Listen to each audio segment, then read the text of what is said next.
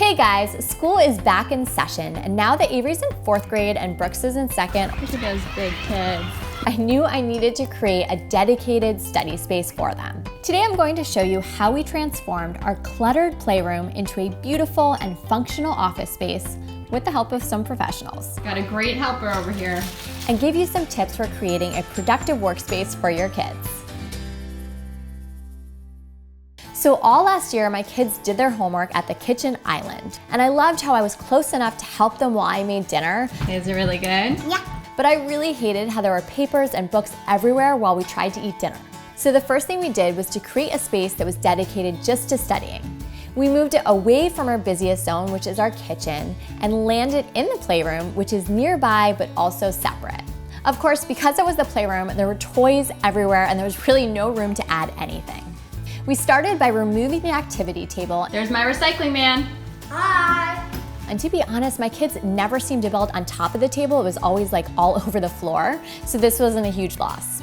Next, I took all of our rarely used toys and books. I donated some, stored some, and then organized what remained. And man, I wish I had done this sooner. It looked great.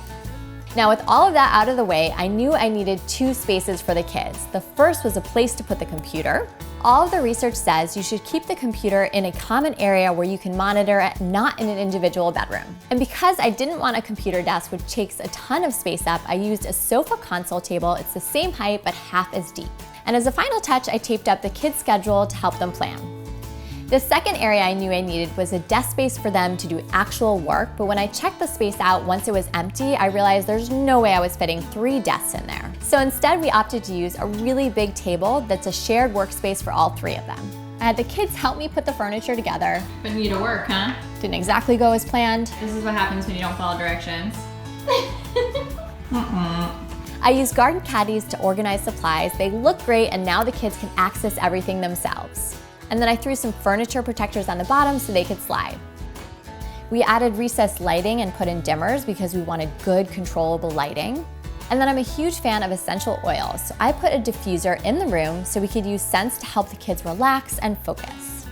And then you guys may have noticed a wooden sign in the room. That is our family motto, and I love that the kids can now see it.